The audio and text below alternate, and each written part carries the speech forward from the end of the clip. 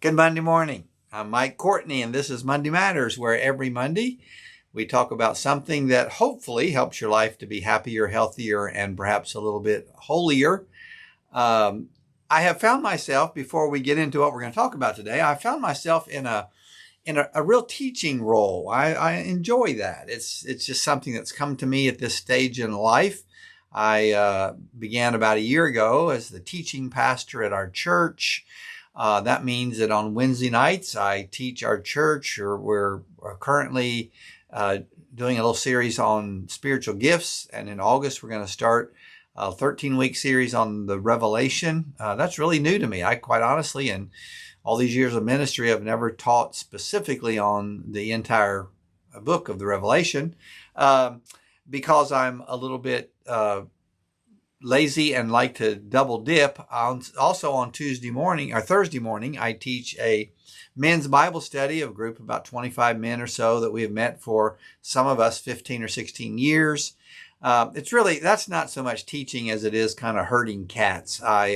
We just kind of get moving in a general direction, and we're going to do the Revelation. We're starting that, actually started last week. And part of what I teach on Wednesday night will come out of this study on Thursday morning. On Mondays, I teach our staff, church staff, do development for the staff. So lots of different places. Monday Matters is one of those, podcasts, writing, lots of different places where I have found myself teaching. If you are interested in that, by the way, I haven't done a great job of finding a place to consolidate that, but probably the best place is to go to branchesblog.com, and there you can see where those teachings are and at least kind of be attached to them in some way. But the reason I bring that up is because we also, kind of in conjunction with Branches for years, we have done a little thing that we call New Life University. University is probably a pretty generous term, but it's a school to train pastoral counselors. And we've done that for several years. We've turned out some great pastoral counselors. Some of those actually work for Branches. And we have decided to kind of increase the footprint of that, and particularly in the area of life coaching. We have developed some classes for life coaching, and we're going to offer a class that begins in August called Purpose, Passion, and Planning.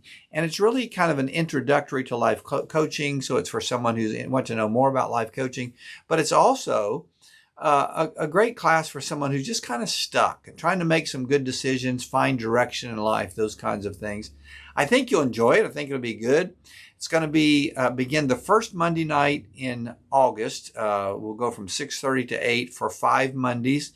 It's a Zoom class. You can do it via Zoom. The cost is $250, and there's a $35 fee for a workbook that I wrote several years ago that we'll be using for that. But it's going to be fun. And if you're interested in that, I'll very quickly have a way that you can enroll in that class. But again, branchesblog.com will tell you more about that. So I'm not sure what that has to do with anything except it's about teaching. So today, speaking of teaching, I want to talk a little bit about marriage. I have been teaching some couples for years. I've been doing marriage counseling and premarital counseling. And I developed these, what I call the 15 must of marriage. These are things that not, it'd be good if we did this, kind of like to do it. No, these are must. If you want to have a happy, healthy, holy, fulfilled, joyful marriage, these things are must, I believe. Some of them I've borrowed. Many of them I have learned in 45 years, some years of doing it well and some years of not doing it well, but learning that these are the things that have helped us to find a way to a genuinely joyful, fulfilling marriage. There are 15 of them. I'm not going to do all 15 today. I'll probably do about 3 or 4, and then next Monday we'll do the rest of them. But let's start with these. The 15 must of marriage. Must number 1, I must remember that entropy is stronger than synergy. Synergy is that creation of something when two forces come together. She and I together are better than each one of us are alone. There's this synergistic energy that comes out of that. And it's a wonderful thing. And those of you who are who are enjoying marriage understand that synergy. Entropy is the opposite. Entropy is things are falling apart. They're coming unraveled. Jeremy Rifkin wrote a book several years ago called Entropy, and just the idea that the universe itself is coming on. Things get worse rather than better. Those of you who've lived a few years know that the body is falling apart, and the falling apart force is stronger than the creative force, except that, number one, we're determined not to let that happen. And number two, we're rooted and grounded in God. So left to our own devices, our marriage will become worse. It won't become better. So we have to stay focused on and intentional about and centered in the force that can make it better in God. Entropy is stronger than synergy. And so I constantly work against that. Number two, be consistently and intentionally ready to make space and time. Be consistently and intentionally ready to make space and time. We live in a busy world. There are things going on. There's just so much that demands our attention. And if I do not intentionally take time for my wife every day, every week, every month, it just won't happen. We have grandkids, we have work, we have hobbies. I have tennis. Well, I don't want to mess with tennis, but we have those things.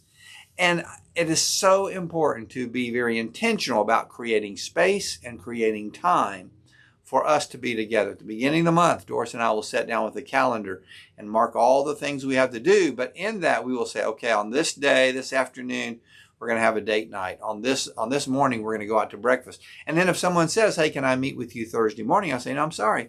I have an appointment then. They don't have to know what it is. It's Doris and I going to breakfast, but we have an appointment. So be intentional about creating space and time.